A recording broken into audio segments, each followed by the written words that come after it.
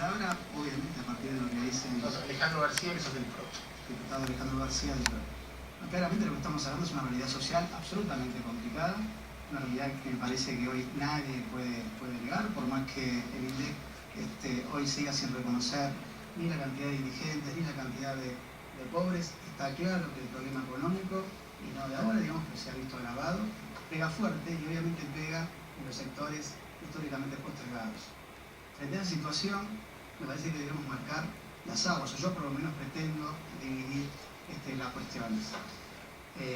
Sin dejar de reconocer la realidad social, lo que está claro es que un límite razonable para que nos podamos desenvolver lo más razonablemente posible, valga la redundancia, es la ley. Y menciono esto y recalcando el tema de la realidad social que todos conocemos, porque lo cierto es que nos encontramos frente a un hecho, frente a una orden judicial que disponía un desalojo. ¿Por qué? Porque como lo señalaron los propios vecinos, se estaban ocupando tierras y un predio absolutamente contaminado. Ese predio fue ocupado durante años por la Policía Federal. Hubo años y años automotores ahí, interdictos, depositados en ese terreno. Obviamente, eso trajo aparejado un tema de contaminación. Contaminación de la que hablaban las propias señoras, de sangre, zinc, con todas las consecuencias que esto trae aparejado. Esa realidad social, que también se arrastra, requiere de un proceso, de una modificación, de un trabajo sobre la tierra, para que en ese mismo predio... Pero les promete que nunca pasa nada. Lo que decía la vez pasada, todos nos acordamos de cuando fue lo del indoamericano, se terminó la toma y tanto Macri como Gobierno Nacional dijeron vamos a poner tanta plata por 831,6 millones. Cada uno nadie puso un mano. Hay que decir algo. El Gobierno Nacional se comprometió a poner $1 por cada peso que pusiera el Gobierno de la Ciudad. Y si el Gobierno de la Ciudad en todo este tiempo no puso ni $1 en cumplir con una ley votada en 2005 que dice que se debe sanear el terreno, después votamos otra ley en el 2008. Sanear el terreno, construir viviendas en el marco de un plan de urbanización de la Villa 20. No escuché a ningún funcionario del gobierno nacional decir que el gobierno de la ciudad no está cumpliendo con eso. En el marco del expediente de la jueza liberatoria hay varias intimaciones de la jueza para que el gobierno de la ciudad cumpla con su parte, para que el gobierno nacional pueda poner el peso por cada peso que el gobierno de la ciudad debía poner en cumplir con una ley de la ciudad que existe en 2005 y otra ley de la ciudad que existe en 2008. Pero después de lo que escuchamos, después de lo que acabamos de escuchar en todo este programa, después de lo que vimos en este programa, si queda algo de justicia en este país, los que gobiernan el país y gobiernan la ciudad deberían ir a juicio político por dejar a 500.000 personas de la ciudad de Buenos Aires sin vivienda. Hay un 50% más de personas en las villas de la capital de lo que había en el 2001. Pero los dos gobiernos que no han hecho nada, ni $1, uno esperó que el otro pusiera $1, no pusieron absolutamente nada. Esos gobiernos, perdóname, esos gobiernos, esos dos gobiernos, estoy hablando yo, estoy hablando yo, y quiero decirte lo siguiente, la pereza que han tenido para resolver este problema no la tuvieron para entregar tierras de la ciudad a grupos inmobiliarios, para favorecer negocios de shopping, para que el 75% de la construcción de esta ciudad en los últimos 10 años se destinara a edificios de lujo.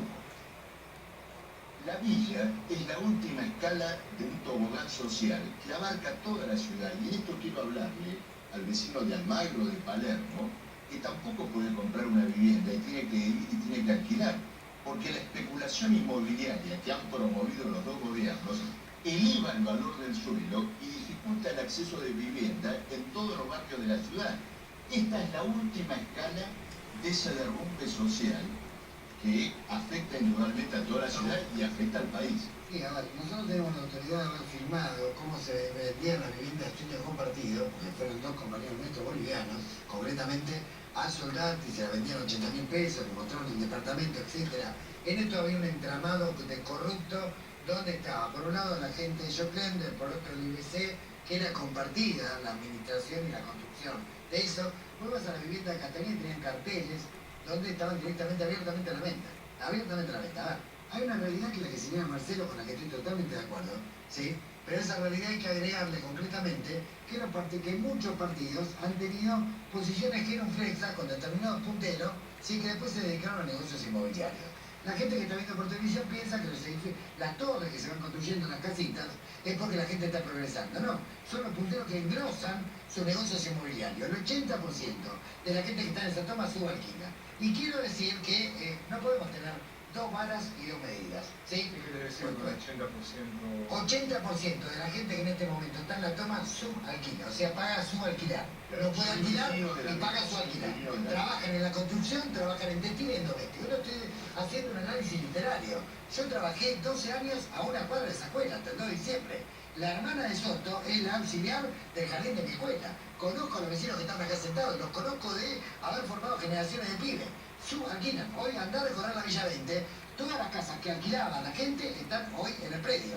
Porque obviamente todos tienen un papelito que le dio el gobierno de la ciudad, que le dio el MC, que le dio el gobierno nacional, etcétera, etcétera, de promesas incumplidas. Por eso la propuesta que hicieron los vecinos hoy me parece más que acertada, porque reconocen, obviamente, que hay una infección de plomo producto de un cementerio de autos, que fue un negocio de la Federal para vender autopartes, todo un conflicto judicial, un entramado, que era realmente tremendo, aparte una cosa insólita, con un cementerio de autos en medio de un barrio, contaminando a todo el mundo. Pero bueno, quiero aclarar una cosa.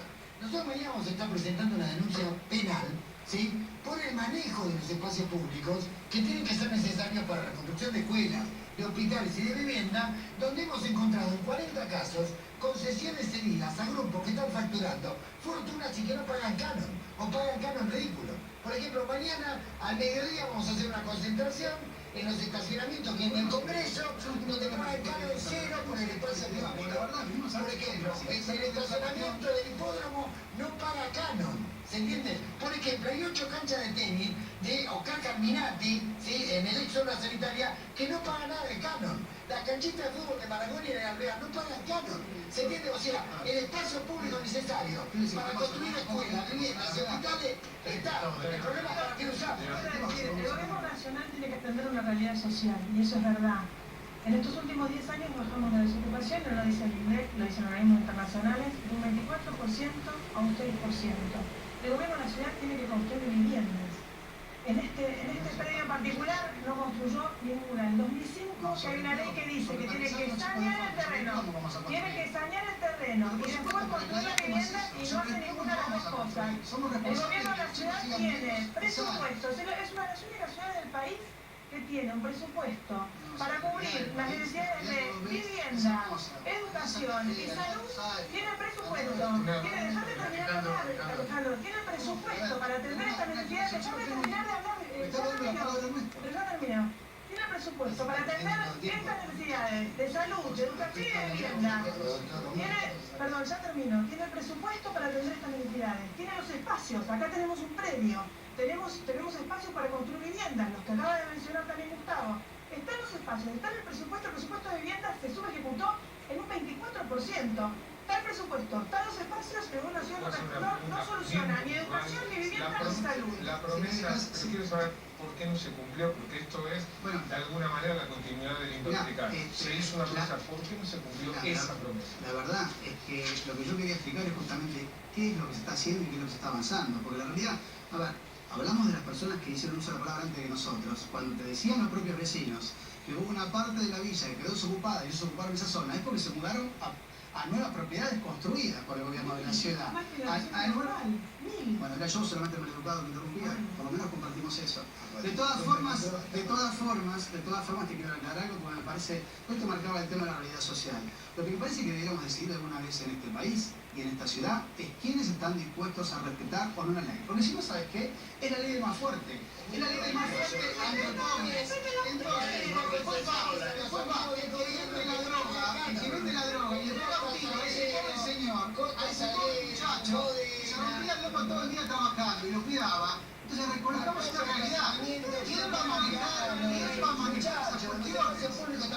Vamos a defender hay droga, hay violencia o no hay violencia.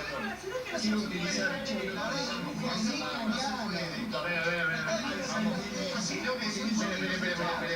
Si no paran, cerramos el programa. 8 canchas de tenis, no queda mal. Porque vos te no se entiende nada. Muchachos, a ver si me permiten un cachito. Alejandro, interrumpí todo el tiempo, porque sabés que esto es verdad. ¿Sabes qué? Nos estamos yendo. En otro momento, cuando se trata de hablar, Agradecemos a la Si secuencia. no pueden hablar, si pueden. Un minuto nada más, Ernesto, lo siguiente. Hay 6 leyes de urbanización de villas que están siendo incumplidas. El Frente de Izquierda, el Frente de Izquierda va a presentar, déjame hablar, el Frente de Izquierda va a presentar un proyecto a la legislatura con 3 puntos. En primer lugar, que se declaren áreas reservadas, protegidas, de toda forma de especulación inmobiliaria a las tierras ociosas del sur de la ciudad. En segundo lugar, constituir un fondo de capital con las rentas del capital financiero inmobiliario para llevar adelante una enérgica urbanización de toda la zona sur de la ciudad. Y en tercer lugar, gravar fuertemente las viviendas ociosas. Vamos a arrancar esto al debate de toda la población de la ciudad. Lo construyeron en estos 7 años de... Mira, el número puntual, te puedo hablar de barrios, la urbanización 29, no sé decirte la cantidad, lo que sí te digo, por ejemplo, 3.500 planes de primera vivienda otorgados por el IBC, soluciones habitacionales otras 1.500. Aquel que piense que esto se va a solucionar mágicamente, la verdad es que está